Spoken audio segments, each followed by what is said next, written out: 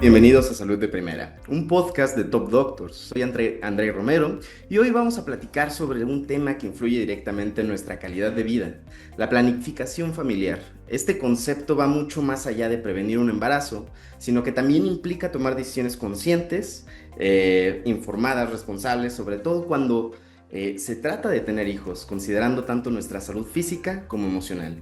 Para guiarnos en este tema tenemos a una invitada de lujo, la doctora Ena Victoria Ramírez Peñuela. Doctora, es un gusto tenerla con nosotros. ¿Cómo se encuentra el día de hoy? Muchas gracias, Andrei. Gracias a todos por estar aquí en estos, siempre haciendo parte de estos temas que pues nos atañen no solamente a las mujeres, sino a todas y todos por igual. Yo soy Ena Victoria Ramírez Peñuela, ginecóloga y obstetra de la Universidad del Rosario, Colombia, y vivo en Bogotá.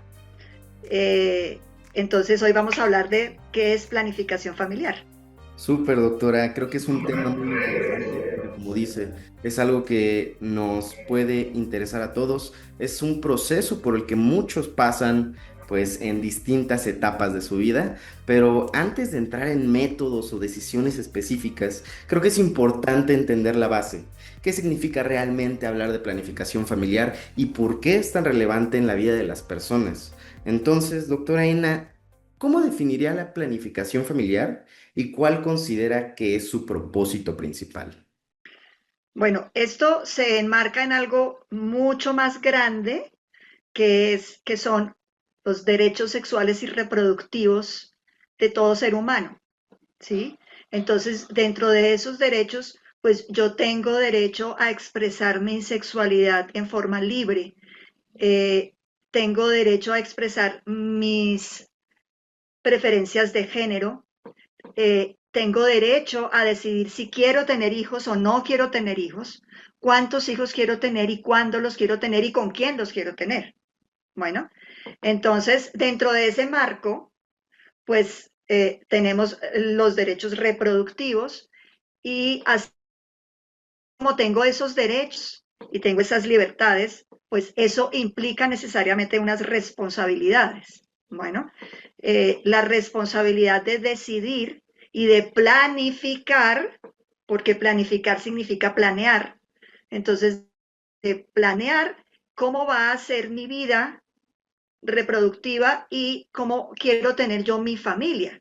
Voy a tener una familia unipersonal, esa familia o una familia tradicional, papá, mamá, hijos, una familia con una compañera, si soy hombre, una familia con un otro compañero, ¿sí? En fin, en este momento tenemos la libertad de decidir cómo va a ser nuestra familia y si dentro de esa familia o voy a ser yo sola y si dentro de esa familia quiero o no quiero tener hijos. Y en los momentos en que no quiero tener hijos, pues uso un método anticonceptivo. Claro, entonces es siempre teniendo un cuidado, una conciencia de lo que queremos, pero sobre todo los canales que estamos tomando para llegar a ello, ¿no? Y a veces la gente cree que la planificación familiar solo tiene que ver con controlar la natalidad, pero la realidad es que también trae beneficios directos para la salud física y mental. Entonces, ¿cuáles son los principales beneficios de la planificación familiar, tanto en las mujeres como para sus parejas y sus familias? Bueno, entonces cuando yo planeo algo, cualquier cosa, llámese un viaje, mi día de trabajo o mi familia, pues esa planificación me permite llegar a un mejor resultado. No me garantiza que voy a tener un mejor resultado, pero muy probablemente estoy yendo por el camino adecuado para lograr un mejor resultado. Y específicamente en la planificación familiar, pues vamos a poder tomar decisiones conscientes sobre, como le decía antes, quiero embarazarme o no, cuántos hijos quiero tener, esos hijos a qué edad los quiero tener, qué riesgos habría, adelantándome un poquito, qué riesgos habría si los tengo muy joven o si pospongo mi maternidad para años posteriores. cuántos hijos quiero tener, no, porque es que no es lo mismo que a mí claro, cada hijo viene con el pan debajo del brazo, pero es que no es lo mismo que un hijo venga como un paracaídas y bueno, ahorita muestra a ver cómo soluciono, que Claro. siempre hay soluciones y siempre podemos gestionar, pero si no llega como un paracaídas, pues seguramente ese desenlace, tanto desde el punto de vista médico como emocional, como social, porque no podemos dejar de lado la parte social de la comunidad, pues va a tener mucho mejor desenlace. Justo, y sobre todo creo que así comienzan a funcionar esto que comenta de las sociedades entre, pues, tener un lineamiento acorde a su salud, a esto que viene siendo la planeación, y dentro de todo esto también creo que viene la parte de generar conciencia a partir de los métodos, ¿no? Ya que existen diversos. Entonces cada uno cuenta con ventajas, desventajas, recomendaciones. Y sobre todo, ya especificando, pues bueno, también intervienen edades, los estados de la salud y los estilos de vida. ¿Cuáles son los métodos anticonceptivos más utilizados hoy en día y cómo puede una persona elegir a qué mejor, bueno, más bien, perdón, al que mejor se adapte a sí mismo? Ok, entonces, como decíamos, en medio de cuando yo no quiero tener hijos, pues voy a usar un método anticonceptivo, porque cuando yo me relaciono sexualmente con otra persona, pues voy a tener dos riesgos: riesgo de embarazo y riesgo de adquirir una sexual, que eso pues sería tema de otro podcast, pero hay que tenerlo en cuenta. Entonces, cuando no quiero tener hijos, utilizo un método anticonceptivo y los métodos anticonceptivos no solamente son las pastillas anticonceptivas, porque muchas veces, muchísimas, sí, o sea, por lo menos en el 80% de los casos, cuando yo les pregunto a mis pacientes, ¿usted con qué está planificando o qué método anticonceptivo está usando? Me dicen ninguno, con nada. Y yo, bueno, entonces, ¿por qué no ha quedado embarazada si usted lleva una vida sexual activa? ¿Sí? Ah, no, es que me cuido. Entonces, es importante, digamos, como unificar un poco esos términos y métodos anticonceptivos tenemos métodos temporales y métodos permanentes. Temporales es aquellos en los cuales yo suspendo el método y puedo quedar embarazada, y métodos permanentes son que mientras esté ahí el método, pues no voy a quedar embarazada por más que yo quiera quedar. Tengo que hacer un nuevo procedimiento, una nueva intervención médica para poder quedar embarazada. Bueno, ¿cómo escogemos el método? Hay que tener una consulta de consejería, porque no todos los métodos son adecuados para todas las mujeres y para todos los hombres. Entonces, no hay un método, porque el otro día me acuerdo que me preguntó una señora, bueno, ¿cuál es el mejor método de todos, doctora? Yo quiero ese. No, no hay un mejor método. Bueno, claro, hay un método ideal. Un método ideal es aquel que no produzca efectos secundarios, que sea muy eficaz, Y dentro que de, no intervenga con mi actividad diaria. Pero ese es el método ideal, pero no tenemos en este momento ningún método ideal y cada método se ajusta dependiendo de las necesidades de cada mujer y de cada pareja.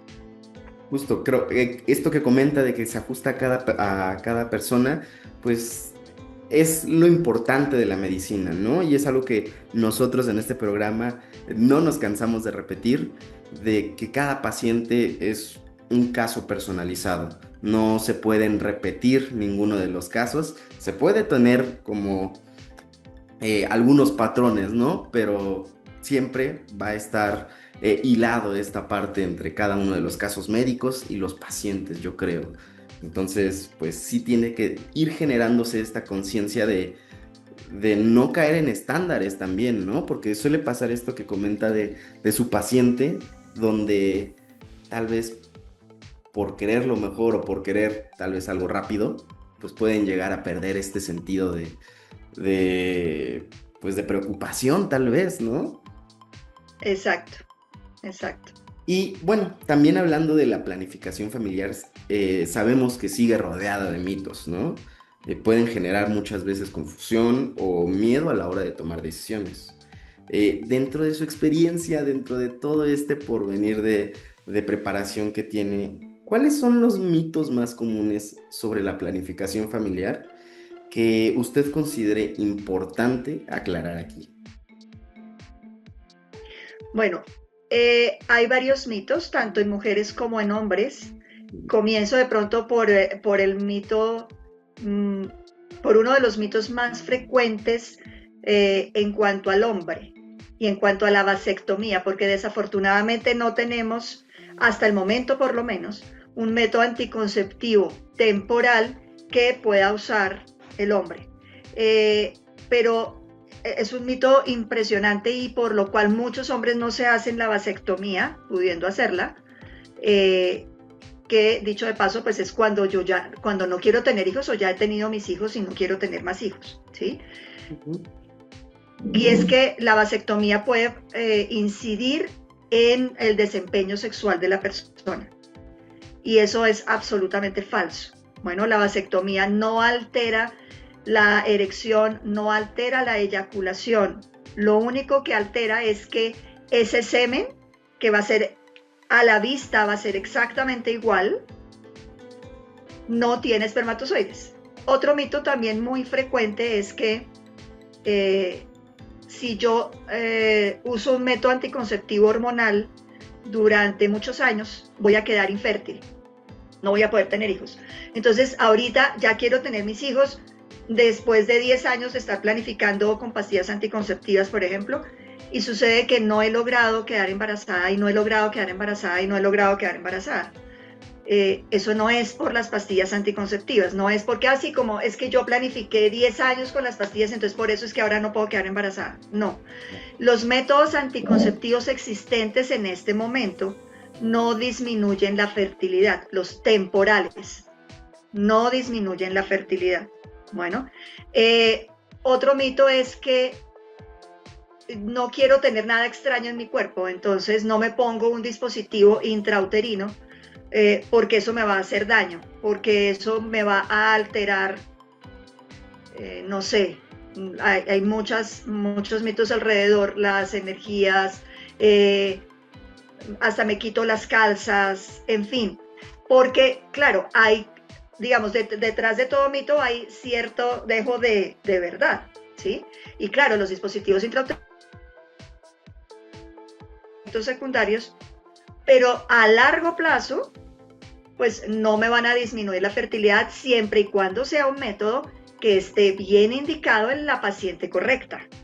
¿De acuerdo? Claro. Otro mito muy frecuente es que me va a dar cáncer.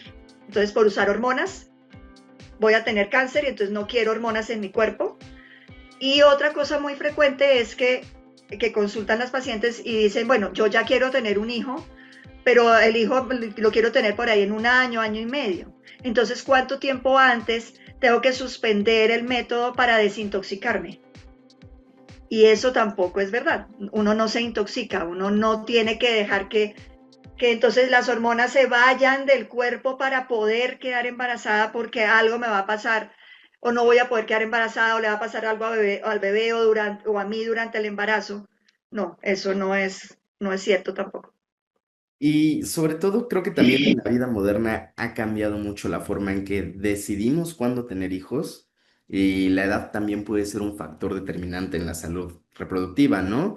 ¿Cuántas veces no escuchamos comentarios de personas que se encuentran, pues bueno, pasados sus 20 casi los 30 y empiezan a decir, ya no voy a tener hijos, ya va a ser complicado para mí, o pues tenemos la contraparte, ¿no? Entonces, ¿existe una edad ideal para iniciar o posponer la maternidad desde el punto de vista médico? Desde el punto de vista eminentemente médico, biológico, bueno, eh, tenemos riesgos. Si se aumenta el riesgo durante el embarazo, tanto para la mamá como para el bebé, si la mujer tiene menos de 14 años o tiene más de 35 años. Bueno, no quiere decir que yo no pueda tener hijos. Obviamente, una niña menor de 14 años que quede embarazada, por lo menos en Colombia, se considera un abuso, ¿de acuerdo? No es algo legal y por más de que la niña teóricamente haya consentido esa relación, se considera que no es una relación consensual. Pero digamos específicamente con los riesgos, a partir de los 35 años también se aumentan esos riesgos, tanto para la mamá como para el bebé. Riesgos de que ocurra una enfermedad que se llama preeclampsia. Uno de los síntomas preponderantes de la preeclampsia es que se sube la tensión, pero no es una enfermedad en la cual solamente se sube la tensión, es una enfermedad que ataca todos los órganos vitales de la mujer y por lo tanto el bebé se va a ver muy afectado.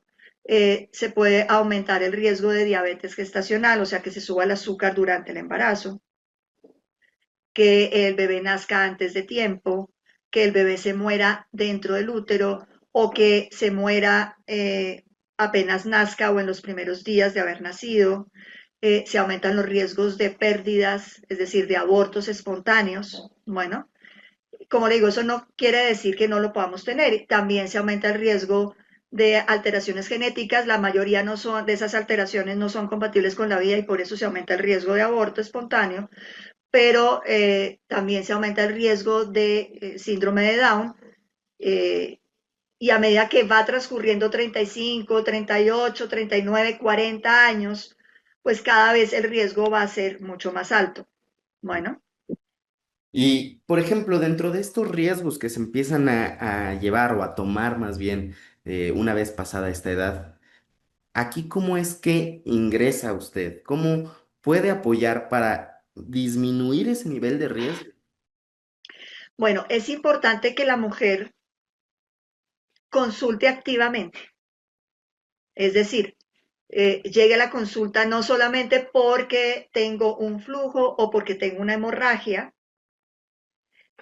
sino que hay que aprovechar esa consulta para también despejar dudas que tenga la mujer con respecto a otros aspectos, entre esos, pues el aspecto de su maternidad. Bueno, pero también uno debe preguntarle a la mujer dentro de una historia clínica básica, uno siempre pregunta cuántos hijos tiene, eh, si ha tenido algún embarazo anterior que no haya culminado en un embarazo exitoso, es decir, que se ha tenido abortos espontáneos, se ha tenido interrupciones voluntarias del embarazo, se ha tenido embarazos ectópicos, si quiere tener hijos, no quiere tener hijos, independientemente que la consulta no sea específicamente para planificación familiar.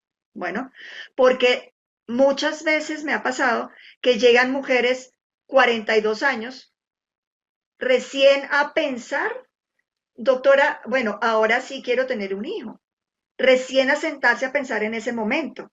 Bueno, eh, y yo les digo, pues sí se puede, pero tenemos estos riesgos, vamos a tener estos riesgos durante el embarazo y la señora dice, pero a mí nadie me dijo nunca Mm.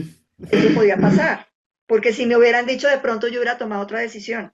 Entonces, no significa, ojo que hay que abordar la paciente en forma muy amigable, bueno, Ujú. porque no significa que uno tenga que obligar a la señora a tener un hijo antes de los 35 años, no, simplemente yo le estoy diciendo, oiga, en algún momento usted quiere atravesar la avenida, todavía hay un puente peatonal y ese y está de día, y, ¿sí? Pero no quiere decir que más adelante que se oscurezca o que de pronto el puente se deteriore, usted no pueda cruzar la avenida. Pero si usted ya sabe cuántos puentes peatonal hay, qué hora es en el día, cuántos carros vienen, a qué velocidad vienen, usted puede tomar la decisión de si atravieso la avenida ahorita o la atravieso dentro de 2 horas o la atravieso dentro de 6 horas. ¿Sí? Ya soy consciente.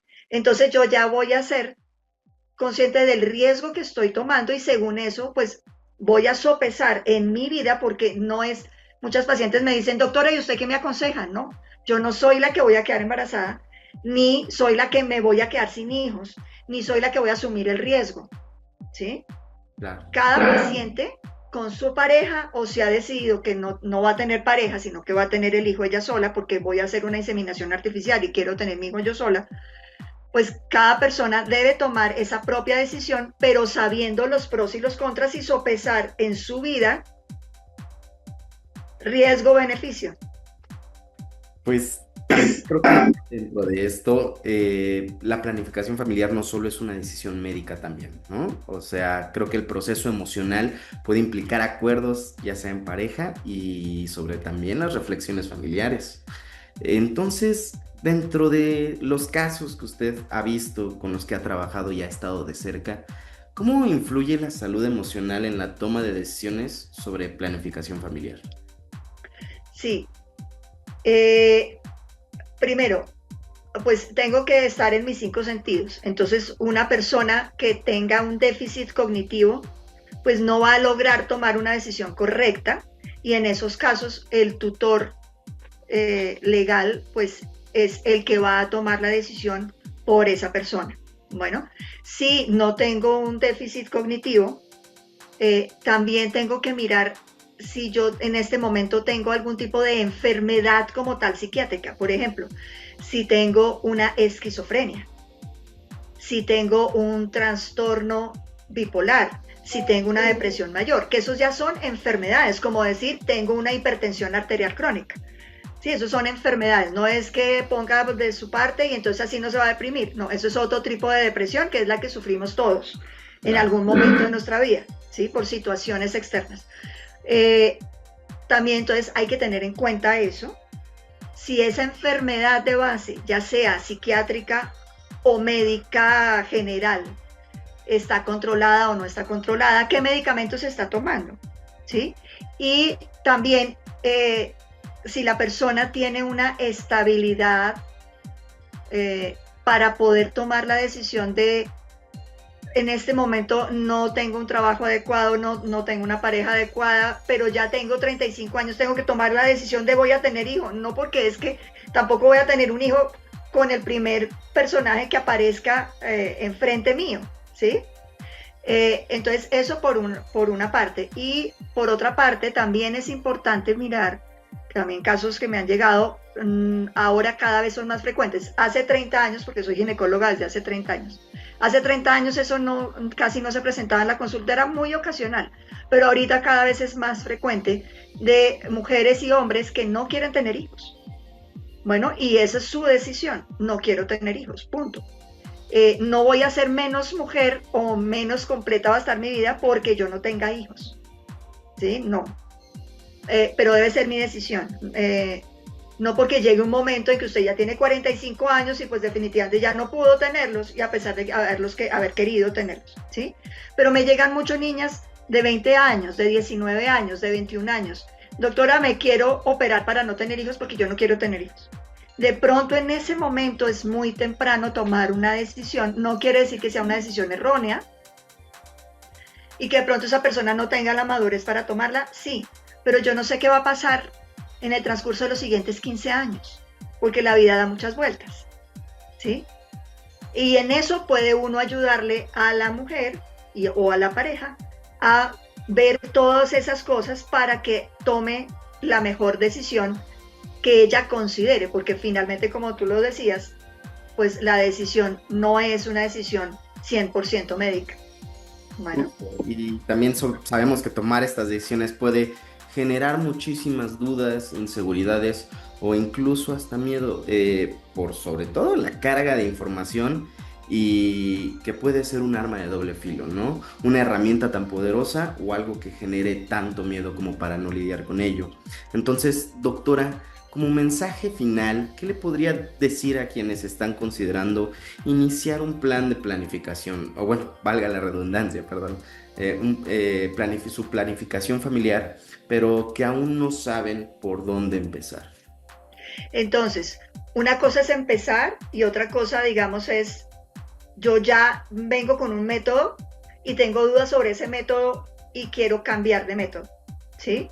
Entonces, cuando yo voy a empezar, a la niña hay que instruirla, porque una vez yo empiezo a tener menstruaciones, es decir, una vez yo tengo la menarquia y empiezo a tener mis menstruaciones, así las menstruaciones no sean completamente regulares en los primeros 3 a 5 años, esa niña ya tiene el potencial de poder quedar embarazada. Entonces, los padres son los que primero deben abordar los colegios, las instituciones educativas también tienen una responsabilidad de tener una educación sexual y reproductiva en la adolescencia, porque ahí es donde yo voy a empezar a saber qué es lo que me está pasando, qué está pasando con mi cuerpo y, y cómo puedo tener un disfrute adecuado, responsable y que no me vaya en lo posible a dañar mi vida actual y futura, ¿sí? Entonces, para empezar, cuando yo tomo la decisión de que sí voy a tener relaciones sexuales con esa persona,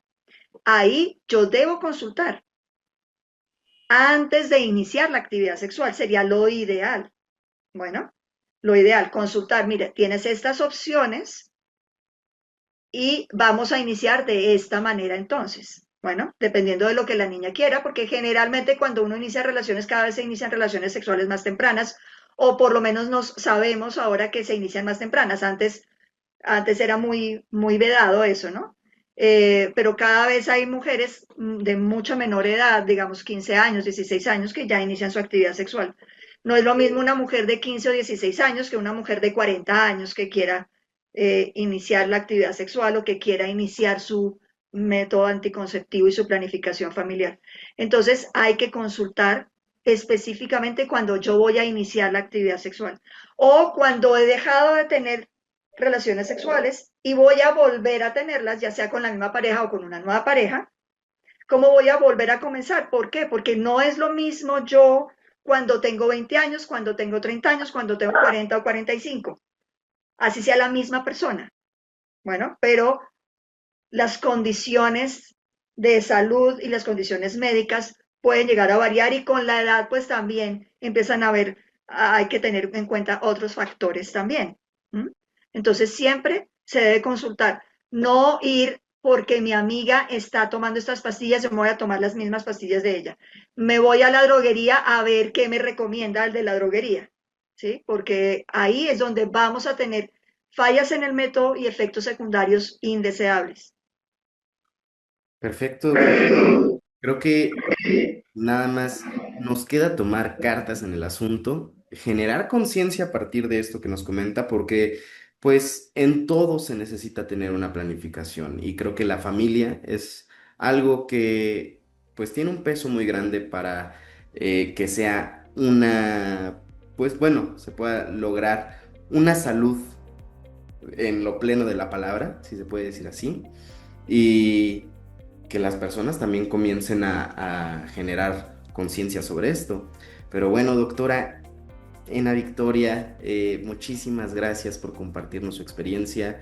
La semblanza que ha dado a partir de esto, creo que ha tocado temas sociales, ha tocado temas pues de conciencia, repitiendo del respeto que tenemos hacia nosotros mismos y hacia los demás. Y pues también agradecerle por guiarnos en el tema pues para nuestro bienestar y para las familias.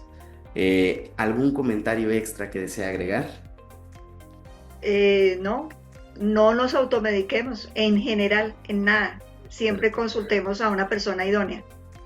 Justo y ya escuchan a la doctora.